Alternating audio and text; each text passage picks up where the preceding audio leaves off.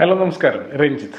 ഒരു ബിസിനസ് വിജയിപ്പിക്കാൻ വേണ്ട 3 കാകളെക്കുറിച്ചാണ് ഞാൻ പറയുന്നത്. ഈ 3 കാകളില്ലാതെ ഒരു ബിസിനസ് വിജയിപ്പിക്കാൻ സാധ്യമേയില്ല. വളരെ പ്രധാനപ്പെട്ട 3 കാര്യങ്ങളാണ്. അതുകൊണ്ട് തന്നെ വളരെ ശ്രദ്ധിച്ച് കേൾക്കേണ്ട ഒരു വീഡിയോ ആണിത്. ഏറ്റവും ആദ്യത്തെ എന്ന് പറയുന്നത് കർമ്മയാണ്. കർമ്മ എന്ന് പറഞ്ഞാൽ നമ്മളുടെ പ്രവൃത്തി. നമ്മൾ ഉദ്ദേശിക്കുന്നത് എന്താണ്, നമ്മൾ ടാർഗറ്റ് ചെയ്യുന്നത് എന്താണ്, നമ്മളുടെ വിഷൻ എന്താണ്, നമ്മൾ എന്താണ് ചെയ്യാൻ പോകുന്നത്. അപ്പോൾ ഏതൊരു ബിസിനസ്സിനകത്തും കർമ്മയെക്കുറിച്ച്, നമ്മൾ ചെയ്യാൻ പോകുന്ന കാര്യത്തെക്കുറിച്ച് കൃത്യമായിട്ടുള്ള ഒരു ക്ലാരിറ്റി ഉണ്ടാവണം.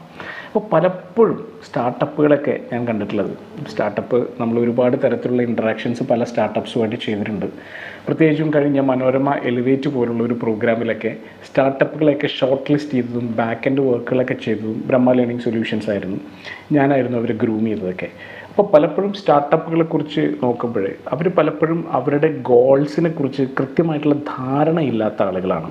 അവർക്ക് എന്താണ് ചെയ്യേണ്ടത് എന്നുള്ളതിനെക്കുറിച്ച്, മുന്നോട്ട് എന്ത് ചെയ്യണം, ഏതു ഭാഗത്താണ് കൂടുതൽ ഫോക്കസ് ചെയ്യേണ്ടത്, അവരുടെ കർമ്മയെക്കുറിച്ച്, അവർ ചെയ്യേണ്ട കാര്യത്തെക്കുറിച്ച്, അവർ ഫോക്കസ് ചെയ്യേണ്ട ഭാഗങ്ങളെക്കുറിച്ച് വ്യക്തതയില്ലായ്മയുണ്ട്. ഈ വ്യക്തതയില്ലായ്മ തീർച്ചയായിട്ടും അവരുടെ പ്രൊഡക്ട്സിലും സർവീസസിലും എല്ലാം നിഴലിക്കുമെന്നുള്ള കാര്യത്തിൽ സംശയം വേണ്ട. അങ്ങനെയാണ് പലപ്പോഴും പ്രൊഡക്റ്റ് മാർക്കറ്റ് ഫിറ്റൊന്നും ഇല്ലാതെ പോകുന്നത്. അങ്ങനെ ഇല്ലാതെ പോയി കഴിഞ്ഞാൽ തന്നെ തീർച്ചയായിട്ടും സ്റ്റാർട്ടപ്പിന് അവിടെ വെച്ച് തന്നെ അടിതെറ്റാൻ ആരംഭിക്കുന്നു. അപ്പോൾ ഒന്ന് ഉറപ്പിച്ചോളൂ, ഏറ്റവും ആദ്യം വേണ്ട എന്ന് പറയുന്നത് നമ്മൾ എന്ത് കാര്യം ചെയ്യണം, അല്ലെങ്കിൽ എന്ത് കർമ്മയിലൂടെയാണ് പോകേണ്ടത് എന്നുള്ളതിനെക്കുറിച്ച് വ്യക്തമായ ധാരണ ഉണ്ടാവുക എന്നുള്ളതാണ്.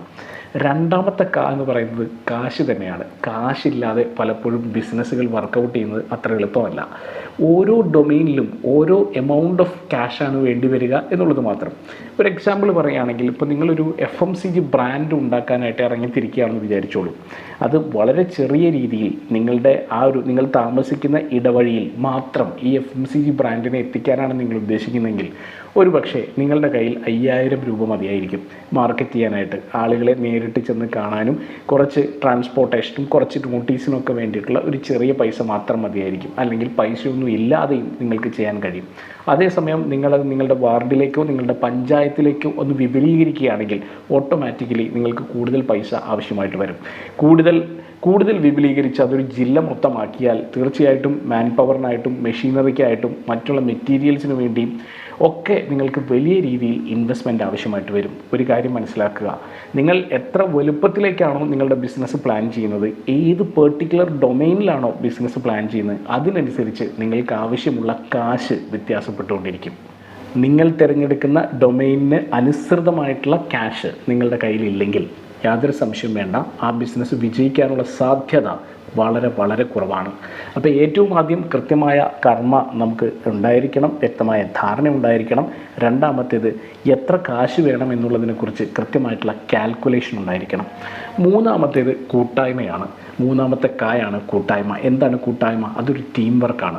കൃത്യമായിട്ടുള്ളൊരു ടീമിനെ ഉണ്ടാക്കിയെടുക്കാതെ നിങ്ങൾക്ക് ഒറ്റയ്ക്ക് ഏതെങ്കിലും ഒരു ബിസിനസ് വിജയിപ്പിക്കാമെന്ന് മോഹമുണ്ടെങ്കിൽ അത് വെറും മോഹം മാത്രമാണ്, അത്യാഗ്രഹം മാത്രമാണ്. കാരണം ഒരുപാട് ആളുകൾ ഉണ്ടെങ്കിൽ മാത്രമേ ഇതിന് റീച്ച് ഉണ്ടാവുകയുള്ളൂ. കൃത്യമായിട്ടുള്ള റെസ്പോൺസിബിലിറ്റീസ് ഓരോരുത്തർക്കും കൊടുത്തുകൊണ്ട് അവരുടേതായിട്ടുള്ള ജോലികൾ അവർ ചെയ്തുകൊണ്ട് ആളുകളിലേക്ക് ഇത് എത്തിക്കാൻ നമ്മളെ സഹായിക്കുകയുള്ളൂ.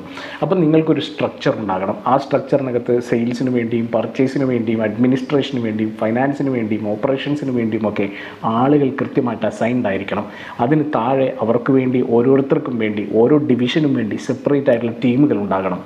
ഇങ്ങനെ ടീമുകളുടെ ഇൻഫർമേഷൻ നമ്മൾ കറക്റ്റായി കളക്ട് ചെയ്ത് അവരെ ഒരു ലീഡർഷിപ്പ് ക്വാളിറ്റിയോടുകൂടി നയിച്ചു കൊണ്ട് പോകുമ്പോഴാണ് ഒരു ബിസിനസ് പലപ്പോഴും സക്സസ്ഫുൾ ആവുന്നത്. അപ്പോൾ അതുകൊണ്ട് ഈ 3 കാകൾ ഒരിക്കലും മറക്കരുത്. കർമ്മ, കാശ്, കൂട്ടായ്മ. ഈ 3 കാകളില്ലാതെ ബിസിനസ് ചെയ്യാമെന്ന് ധരിക്കുകയേ വേണ്ട.